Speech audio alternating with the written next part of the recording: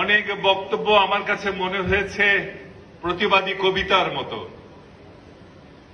অনেক বক্তব্য আমার কাছে মনে হয়েছে সাহিত্যের অংশের মতো। আমার অনেক কিছুই নলেজে ছিল না, আজকে আপনাদের বক্তব্য শুনে অনেক কিছুই আমার নলেজে আসলো। অনেকেই অনেক দুঃখের কথা বলেছেন, অনেক ক্ষোভের কথা বলেছেন, অনেক কষ্টের কথা বলেছেন। এখানে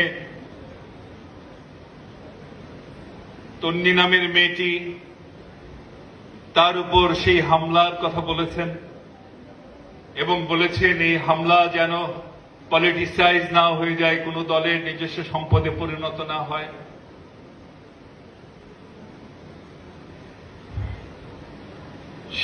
সেই সময়ের আন্দোলনের বিভিন্ন জনের ভূমিকা নিয়ে আমরা শুনেছি। আমি শুধু আপনাদের এইটুক বলবো যে সেই আন্দোলন, 24-এর এই আন্দোলন একটি জাতির সম্পদে পরিণত হয়েছে, ইতিহাসের একটি সম্পদে পরিণত হয়েছে।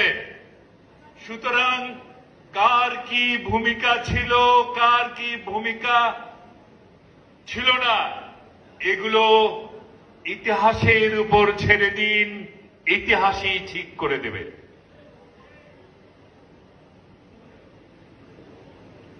কে সামনাসামনি ছিল, কে পিছনে পিছনে ছিল, কে ছাত্র রাজনীতি বন্ধের আড়ালে নিজেদের রাজনীতি করেছে,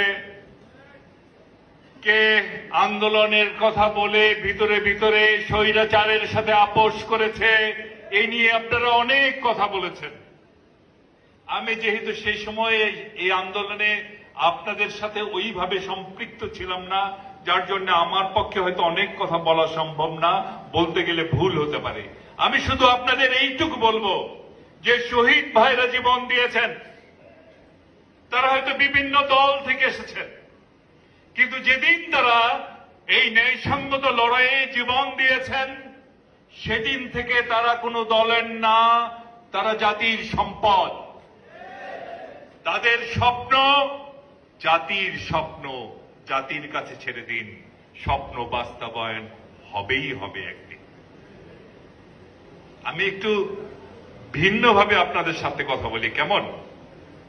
এখানে এক বোন কথা বলেছেন ছাত্রদলকে নিয়ে। আমরা ছাত্রলীগের অত্যাচার দেখেছি, ছাত্রলীগের নির্যাতন দেখেছি, ছাত্রদল উপর অত্যাচার দেখেছি। ছাত্রদল যেন আবার সেই পথে না হাঁটে।